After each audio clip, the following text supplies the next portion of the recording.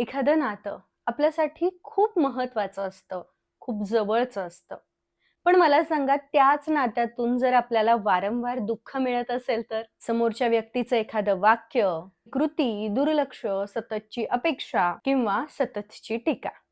यामुळे आपण पुन्हा पुन्हा दुखावले जातो. अशा वेळेला ना सर्वात आधी स्वतःला प्रश्न विचारा, की मी हे नातं जपत असताना स्वतःला तर गमवत नाहीये ना? नातं टिकवणं खूप महत्वाचं आहे. मग ते कोणतंही असोत. ते नातं टिकवण्यासाठी आपल्याला आपली मानसिक शांतता विसरावी लागत असेल, आपल्यापासून ती दूर जात असेल, तर हे कितपत बरोबर आहे? जर एखाद्या नात्यामध्ये तुम्हाला सतत दुखावलं जात असेल, तर सर्वात पहिली पायरी म्हणजे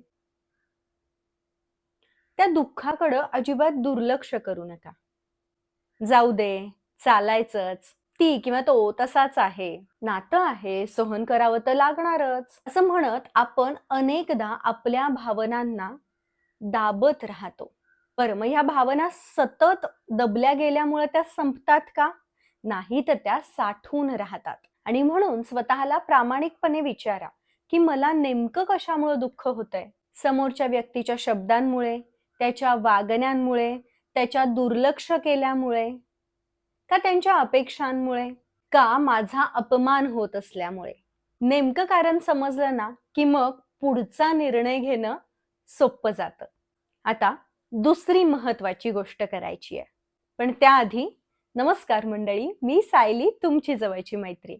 मी काउन्सिलर आहे आणि स्वीकार माइंड केअरची को-फाउंडर. स्वीकार माइंड केअर या सेंटर अंतर्गत आपण अनेक वेगवेगळे वर्कशॉप्स घेत असतो. आणि जर तुम्हाला माझ्यासोबत पर्सनल काउन्सिलिंग सेशन बुक करायचं असेल, तर समोर स्क्रीनवरती मी नंबर देतीये, त्यावरती तुम्ही माझ्या असिस्टंट सोबत बोलू शकता. आपण होतो दुसऱ्या गोष्टीकडे. दुसरी महत्वाची गोष्ट म्हणजे आणि हो, जर तुम्ही आपल्या चॅनलवरती नवीन असाल आणि चॅनलला सबस्क्राईब अजूनही केलेलं नसेल, तर प्लीज आपल्या चॅनलला सबस्क्राईब करा. सबस्क्राईबच्या शेजारी एक बेल आयकॉन असतं, ते देखील प्रेस करा. जेणेकरून जेव्हा आपला व्हिडिओ येईल, तेव्हा तुमच्या मोबाईलला त्याचं नोटिफिकेशन मिळेल. आणि तुमच्याकडून आपल्या चॅनलवरचा एकही व्हिडिओ मिस होणार नाही. तर आपण कुठे होतो? दुसऱ्या गोष्टीकडे. दुसरी महत्वाची गोष्ट काय करायची आहे? तर समोरच्या व्यक्तीशी स्पष्टपणे, शांतपणे बोलायचं. मनात सगळं साठवून अजिबात ठेवायचं नाही. तू नेहमी असंच करतोस किंवा करतेस म्हणण्यापेक्षा, तू असं बोलतोस तेव्हा मला दुःख होतं. तुझ्या अशा वागण्यामुळं मला त्रास होतोय. मला अस्वस्थ वाटतं. असं आपल्या भावनेबद्दल देखील आपल्याला समोरच्याला सांगायचंय. नात्यात जर संवाद होत असेल, योग्य मॅच्युअर संवाद होत असेल, तर अजिबात गैरसमज वाढणार नाहीत. आता इथे एक महत्वाची गोष्ट बघायची आहे. तुमच्या भावनेबद्दल जेव्हा तुम्ही समोरच्या व्यक्तीला सांगता, त्यानंतर समोरची व्यक्ती काय करते? ती तुम्हाला समजून घेण्याचा प्रयत्न करतीये का? ती तुमच्या भावना मान्य करतीये का? ती त्यांच्या वागण्यामध्ये बदल करतीये का? किंवा बदल करण्याचा प्रयत्न जरी करतीये का? की उलट तुम्हालाच दोष देते? कारण प्रत्येक नात्यात चुका होत असतात. कधी लहानांकडून होतात, तर कधी मोठ्यांकडून होतात. पण ती चूक झाल्यानंतर ती सुधारण्याची इच्छा असणं खूप मॅटर करतं. आता तिसरी गोष्ट, प्रत्येक गोष्ट पर्सनली घेणं थांबूयात. कधी-कधी ना समोरच्या व्यक्तीचा खूप राग येतो, चिड होते, त्यांच्या स्वतःच्या काहीतरी समस्या असू शकतात, आपल्या काहीतरी वेगळ्या अडचणी असतात.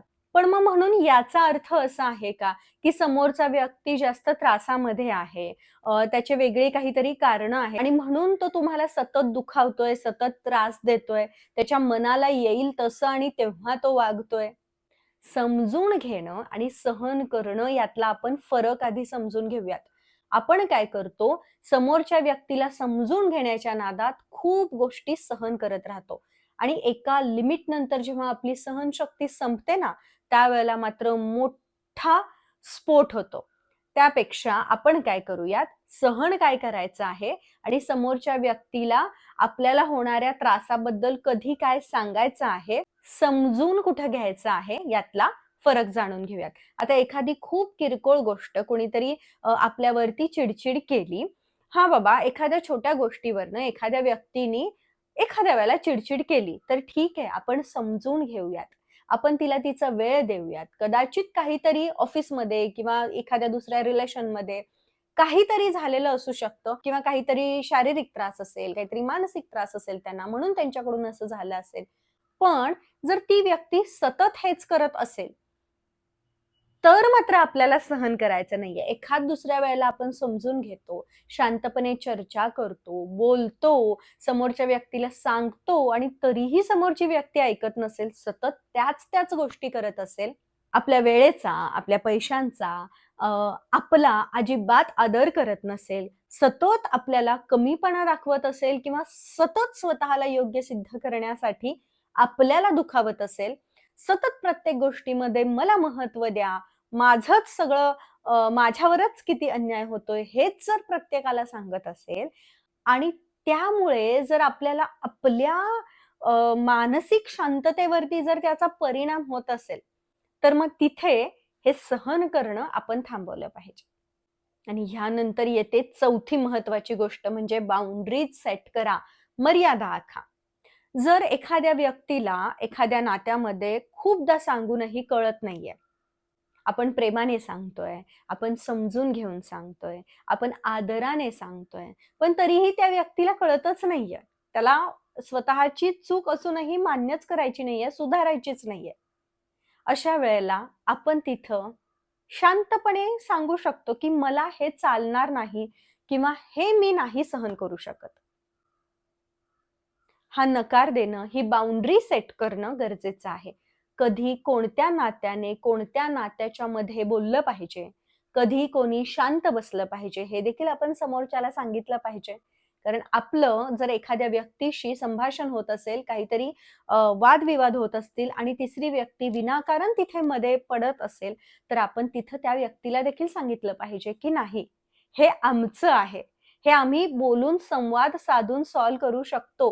कारण ज्यावेळेला दोघांच्यात वादविवाद होतात आणि दोघांच्यातच संवाद होऊन ते सॉल्व्ह होतात, त्यावेळेला गैरसमज नाही राहत. पण कोणी तिसरं त्याच्यामध्ये पडून काहीतरी वेगळं केलं, तर मग खूप मोठी अडचण होते किंवा खूप मोठी एक अडी निर्माण होते. आणि म्हणून जेव्हा आपण त्या तिसऱ्या व्यक्तीला स्पष्टपणे, आदराने, की तुम्ही मध्ये नका बोलू किंवा तुम्ही मध्ये नका पडू असं सांगत असू आणि त्यावर जर ती व्यक्ती चुकीचं काहीतरी रिएक्ट करत असेल, तर मग तिथे आपण किती त्यांच्या जवळ राहायचं हे ठरवलं पाहिजे बरं का. हे एकदा, दोनदा, तीनदा, चारदा होऊ शकतं. पण हे जर सतत होत असेल, तर समोरच्या व्यक्तींची ती एक सवय आहे किंवा त्यांचं ते एक विचित्र नेचर आहे. त्यांना तुम्हाला त्रास द्यायचाच आहे, हे त्यातून सिद्ध होतं आणि मग तिथं आपण किती जवळ जायचं आणि किती लांब राहायचं, हे मात्र आपल्या हातात आहे. कारण आपण आपलं आयुष्य असंच घालवायचं नाहीये. तुमच्याशी कशा पद्धतीने बोललं जावं, तुम्हाला कोणत्या गोष्टी मान्य आहेत, कोणत्या गोष्टी मान्य नाहीत, कोणत्या वागण्यामुळे तुम्हाला त्रास होतोय, हे आधी आपण स्वतःसाठी स्पष्ट करायचं आणि मग ते समोरच्याला सांगायचं. आता उगाचच फालतू कारणं आपण द्यायची नाहीयेत, की ह्या वागण्यामुळे मला त्रास होतोय किंवा मला डिस्टर्ब होतंय, असं तर आपण करणार नाहीये. आपली जी काही कारणं आहेत किंवा आपल्या ज्या काही मर्यादा आपण सेट करतोय ना, त्याचा आपणही आढावा घ्यायचा आहे. त्या मर्यादा सामाजिकदृष्ट्या, कायदेशीरदृष्ट्या, कौटुंबिकदृष्ट्या योग्यच असल्या पाहिजेत. हां, मग त्यावर समोरची व्यक्ती म्हणू शकते, "आम्ही असं केलं नाही, आमच्या वेळी असं नव्हतं." तर हेच आहे, की त्यावेळेला काही जणांच्या लक्षात येतं, तर काही जण फक्त सहन करत राहतात. इतर 10 जण सहन करत होती किंवा आहेत म्हणून आपण अननेसेसरी गोष्टी सहन करायच्यात का? नाही. पण आपण ज्या मर्यादा आखतोय त्या योग्यही असल्या पाहिजेत याची काळजी घ्यायची आहे आणि त्या आपण स्वतः ठरवायच्या नाहीयेत. हां, तेवढी मॅच्युरिटी आपल्यामध्ये असेल, तर आपण त्या मर्यादा स्वतः ठरवू शकतो. पण जर आपल्याला कळत नसेल, तर मग आपण काउन्सिलरची हेल्प घ्यायची आहे. त्या क्षेत्रामधल्या तज्ञ लोकांची मदत घ्यायची आहे. आता या मर्यादा आखणं म्हणजे नातं तोडणं आहे का? बिलकुल नाही. समोरच्याला सांगायचंय, की माझं तुमच्यावरती प्रेम आहे. मला तुम्ही हवे आहात. पण माझा आत्मसन्मान दुखावून हे नातं मला नकोय. येतंय लक्षात? आता 5वी महत्वाची गोष्ट. स्वतःला बदलण्याच्या नादात समोरच्या व्यक्तीला बदलण्याची जबाबदारी घेऊ नका. कारण आपण कोणालाच बदलू शकत नाही. एखाद्या व्यक्तीवरती कितीही प्रेम करा. तुम्ही एखाद्या व्यक्तीची कितीही काळजी घ्या. त्याच्यासाठी कितीही प्रयत्न करा, त्याला कितीही समजून घ्या. जर समोरच्या व्यक्तीला बदलायचं नसेल ना, त्याला स्वतःसाठी, स्वतःच्या कुटुंबासाठी एफर्ट्सच घ्यायचे नसतील, त्याला स्वतःच्या चुका मान्य नसतील, तर आपण काहीच नाही करू शकत. हां, मोठमोठ्या गोष्टींपासून लहान-लहान गोष्टींपर्यंत देखील बरं का, आपण आपल्या मुलांच्या, आपल्या कुटुंबियांमधल्या प्रत्येकाच्या सतत मागे लागतो, की मला हे हवंय किंवा तुम्ही तुमच्या तब्येतीसाठी हे करा, तुम्ही तुमच्या रुटीनमध्ये या गोष्टी ॲड करा. तर ते त्यांना मान्य असेल, त्यांना ते स्वीकारायचं असेल स्वतःसाठी, तर ते 100% करतील. पण जर त्यांना ते नको असेल, त्यांना ते करायचं नसेल, भलेही त्यांना कितीही शुगर असू देत, पण त्यांना सतत रोज दिवसातून 4 वेळेला भरपूर साखर घालून चहा प्यायचा असेल आणि तुम्ही तिथे त्यांच्या काळजीपोटी त्यांना काहीतरी सांगायला गेलात ना, ते त्याचा उलटाच अर्थ घेणार आहेत. ते तुम्हालाच ब्लेम करणार आहेत. तुमची मानसिक शांतता ते बिघडवून टाकणार आहेत. तुमच्यावरतीच ते नको-नको ते आरोप करणार आहेत आणि स्वतः मात्र शांतपणे तुम्हाला होणारा त्रास बघत राहणार आहेत, पण ते सुधारणार नाहीत. म्हणून एखाद्या व्यक्तीसाठी प्रयत्न करून बघा. जर तुम्हाला तसा प्रतिसाद मिळाला त्यांच्याकडून तर उत्तम आहे. पण जर समोरच्या व्यक्तीला बदलायचंच नसेल, तर आपण तिथं आपलं डोकं फोडून काहीही उपयोग नसतो. कारण ती जबाबदारी आपली नाहीये. आपली ती मुलं जरी असलीत ना, त्यांना सुधारायचंच नाहीये, त्यांच्याकडून ते होतच नाहीये, तर एका पॉइंट नंतर त्यांना त्यांच्या ठिकाणी राहू द्या. ते आणि त्यांचं कर्म. आता कर्म म्हणजे एखाद्या व्यक्तीशी वाईटच वागणं असं नसतं. जर मला शुगर आहे आणि मी जर दिवसातून 10 चमचे साखर खात असेन, तर हे माझं वाईट कर्म आहे आणि त्याचं फळ मला स्वतःच्या माझ्या शरीराला भोगावं लागणार आहे. त्यामुळं समोरची व्यक्ती काय करतीये ना, एका लिमिट नंतर आपण सांगणं, बोलणं, लक्ष देणं सोडून दिलं पाहिजे. तुमचं काय काम आहे? तुमच्या स्वतःच्या भावना समजून घेणं, तुमच्या मर्यादा ठरवणं आणि तुमच्या मानसिकतेची काळजी घेणं. जर तुम्ही मेंटली स्ट्राँग असाल, तर तुम्ही कोणत्याही मोठ्या संकटाला खंबीरपणे सामोरे जाऊ शकता. तुमच्या कुटुंबाचं, तुमच्या जवळच्या लोकांचं रक्षण करू शकता. पण जर तुम्हीच मेंटली स्ट्राँग नसाल, तर काहीच नाही करू शकणार आहात तुम्ही. काहीच नाही. तुम्ही सतत डिपेंडंट राहणार आहात इतरांवरती. त्यामुळे प्लीज चॅलेंजेस घेऊयात आणि स्वतःमध्ये आपल्या आजूबाजूच्या वातावरणामध्ये अ, मर्यादा सेट करणं आणि स्वतःमध्ये बदल करत राहणं स्वीकारूयात आणि ते करत राहूयात. प्रयत्न करूयात स्वतःवर, काम करूयात स्वतःवर. एखाद्या नात्यात वारंवार अपमान होत असेल, तुमच्या आनंदावरती विरजण टाकलं जात असेल, तुम्हाला तुमच्यावरती नियंत्रण ठेवलं जात असेल, भीती, मानसिक त्रास तुम्हाला होत असेल, तर फक्त नातं टिकवायचं म्हणून प्लीज नका हे सहन करू. कारण हे आयुष्य आपल्याला खरंच पुन्हा नाही मिळणार आहे. अशा परिस्थितीत योग्य, तज्ञ, विश्वासू, व्यावसायिक लोकांची मदत घ्या. आणि शेवटी स्वतःला एक प्रश्न नक्की विचारूयात. हे नातं सतत मला दुखावतंय, मागे खेचतंय, माझी ऊर्जा खेचून घेतंय, की मला प्रोत्साहन देतंय? माझ्यासोबत हे नातंही ग्रो होतंय, छान फुलतंय. कारण सुंदर नातं असणं म्हणजे त्या नात्यात कधी भांडण न होणं किंवा गैरसमज न होणं असं नाहीये. ते गैरसमज, त्या गोष्टी आपण किती मॅच्युअरली आणि आपल्या मर्यादा लक्षात घेऊन हँडल करतो ना, ते जास्त महत्वाचं आहे. एखादं सुंदर नातं म्हणजे जिथे एकमेकांचा आदर होतो.